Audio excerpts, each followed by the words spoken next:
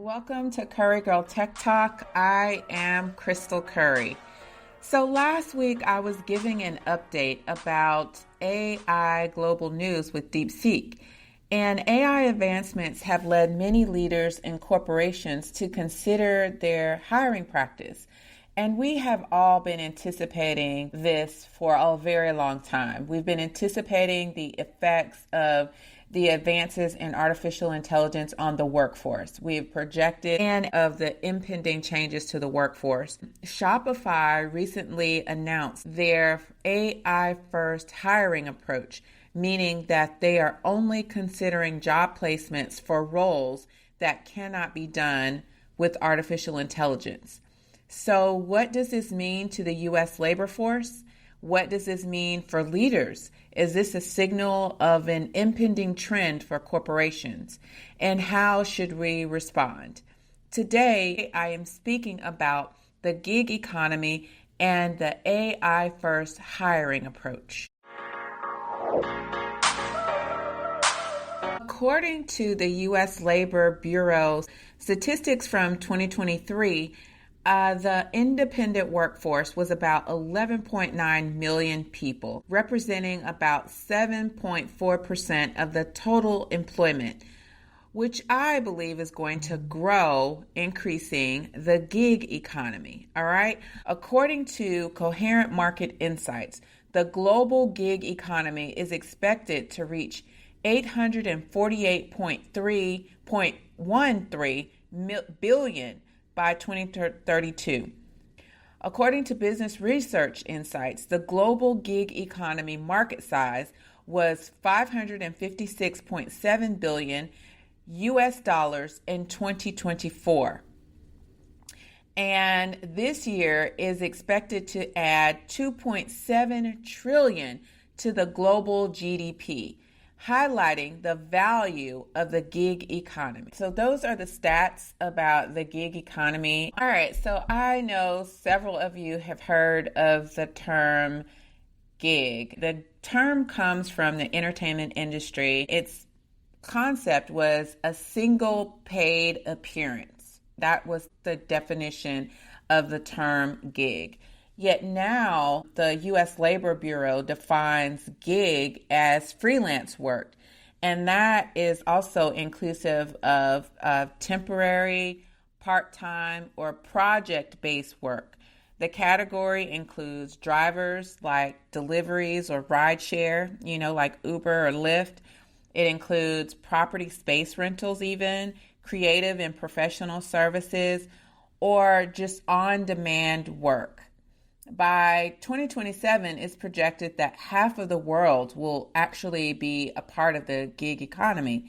And I know there are several reasons for this, which is part of the reason why I'm bringing up the topic of the AI first hiring approach with that, and how I believe the two of these kind of go hand in hand together, and how we're going to see an increase in the gig economy because of some of the changes going on with the projections for artificial intelligence and its effects on the workforce.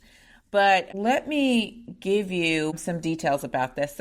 So there are a few reasons why we project that the gig economy will increase. Firstly, seems to be my favorite two letters of the alphabet, AI. Yes, of course, artificial intelligence is not the only reasoning behind this, but we have all known about the fallout of the AI boom would have revolutionary impacts on the labor market, economy, and on our lives in general.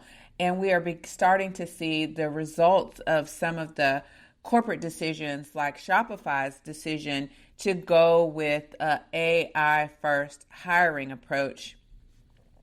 And so the question is, will other companies follow suit? I know corporations are behind the scenes because this is such a large economic impact. I was listening to another podcaster, so shout out to EYL. Someone had sent me a clip of it, and on there's a woman, Morgan Morgan, she was giving an update on the AI forecasted industry changes.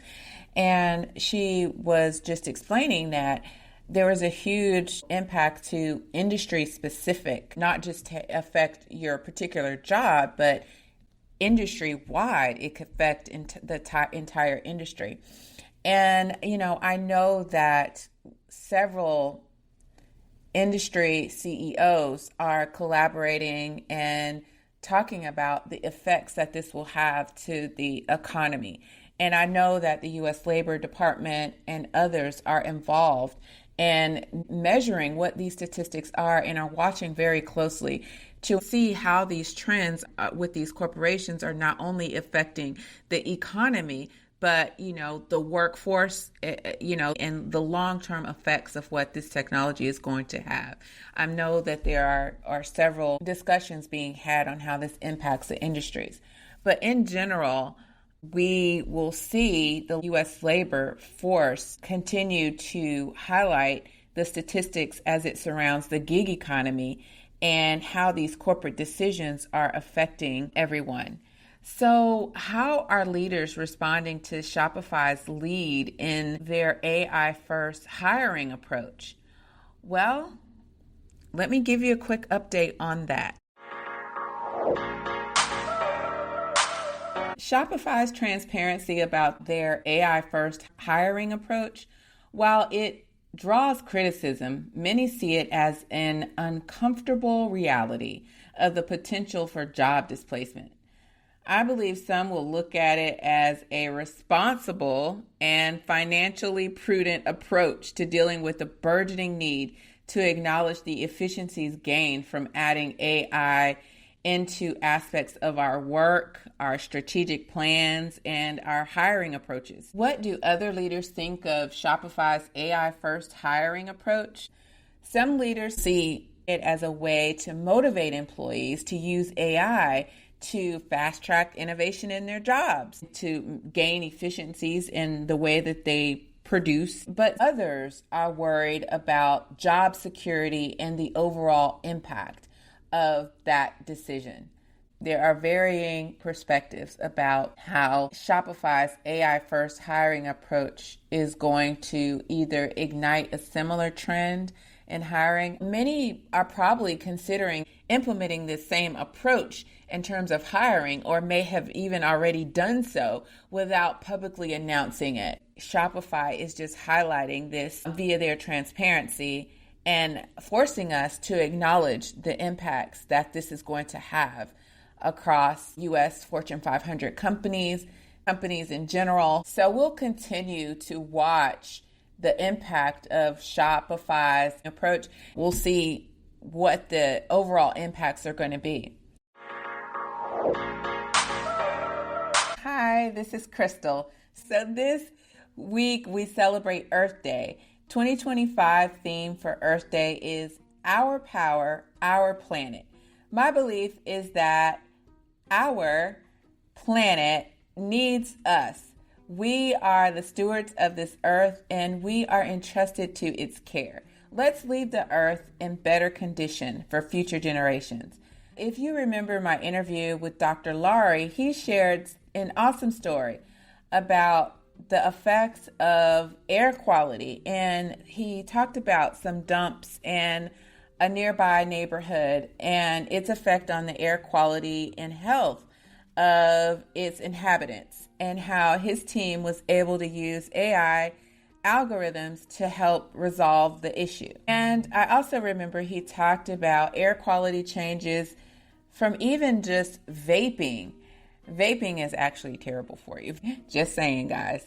If you haven't had a chance, check out my interview with Dr. Laurie. It was the very first episode of Curry Girl Tech Talk, where he was talking about machine learning and how he was able to use machine learning to further along his predictions and projections of weather patterns and even air quality. So learn to incorporate sustainable practices in everyday living and help the earth, because it powers our food, our health, our life. So check out the earthday.org website for more information. Happy Earth Day to you. All right, so I guess back to the Earth's inhabitants. We're talking about the effects of the gig economy and how it is growing as a popular component of the U.S. labor market. Often workers are driven to gigs as an alternate source of income, but it's quickly becoming a standard practice as corporations cut costs and hiring, as we talked about with the case of, AI first hiring approach with Shopify. A recent stat says that 51.2% of work will continue to be on premises. Then I also read that many businesses still face the complexities of moving to a cloud-based solution to support the flexibility and scalability of a remote workforce. All right, so this assertion I think is a bit misleading. And the reason why I say that is because truly in 2025, after the entire world experienced a pandemic that forced companies to shore up its technology, I believe it's just misleading that technology presents a barrier to supporting the workforce remotely. Even still, we see that companies implement mandates for workers to return back to on-site work. All right, now I'm not saying that all office work becomes unnecessary. It understandably depends upon the nature of the work, but I am saying that remote work should be an achievable and implementable policy and a standard option for modern day business. I believe that most employees are going to expect the ability to work from home depending on the type of work that it is, because you're not going to be able to convince most people that after the pandemic and all of us literally were working from home, most of us, except for key components of jobs, that weren't. And we're so grateful that they went to work every day, just in the midst of all of that. So grateful. But we know that most companies in general can support remote work. I believe that it also helps a conversation with CFOs, just acknowledging the remote work that we've done. CFOs and financial professionals, as they, put those pivot tables and those fancy financial models to work, because surely the real estate costs, office savings, supply costs offset the need in the prices of the internet fees associated with remote work. Here are more reasons for the boom in the gig economy. So independent work presents an attractive option for people, right? Some aspects of gigging or side hustles, it motivates people to opt into the gig economy because it provides work-life balance and the ability to control your time. It enables flexibility and ability to craft your own career narrative. It offers a freedom of sorts for individual pursuits and ambitions for the American dream and to chart your own course, whatever that may look like for you. All right, so I've seen stats where freelance, like even graphic designers or, creative content people can earn like $25,000 for a single gig, like for an ad campaign or other services.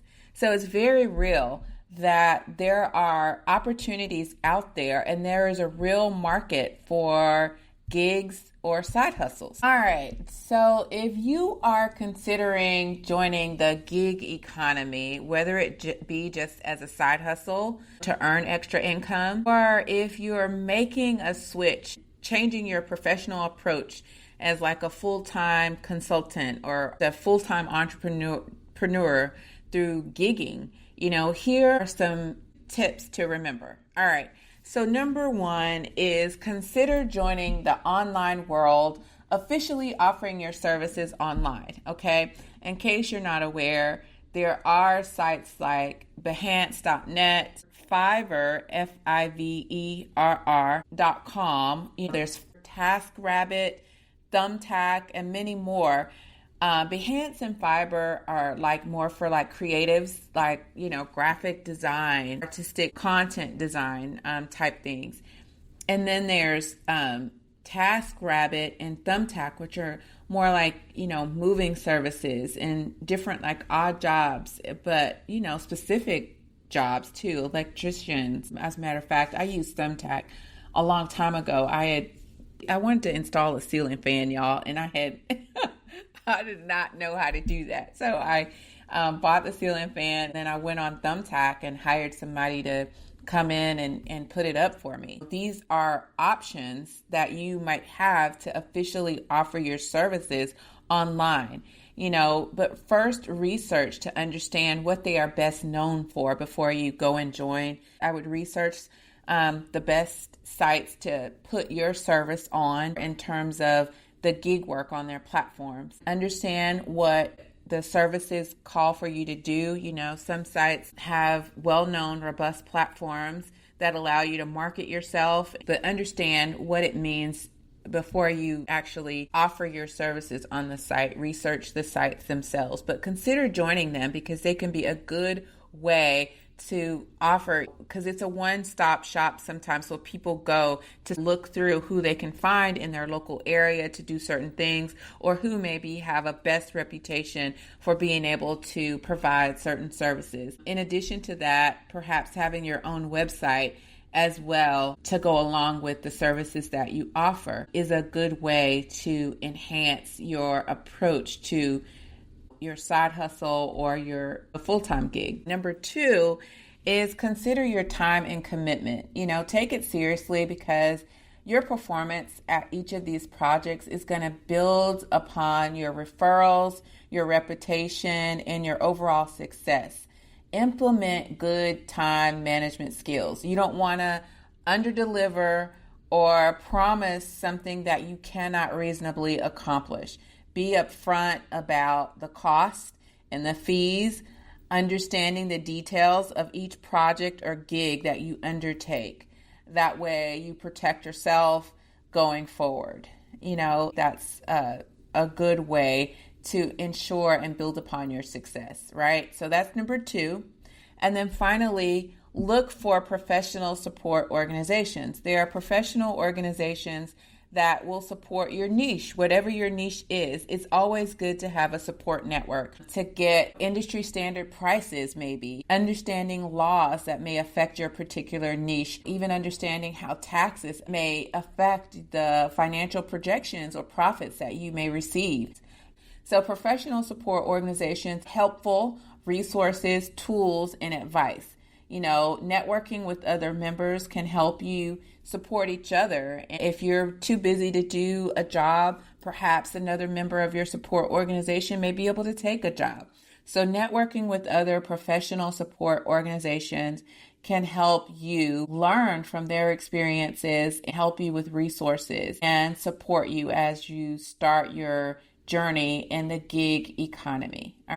So side hustling has been a word for a while, and people have been using it as resourceful ways to add income by using their own skills and expertise. You may even connect with other people to turn your side gig into your main gig.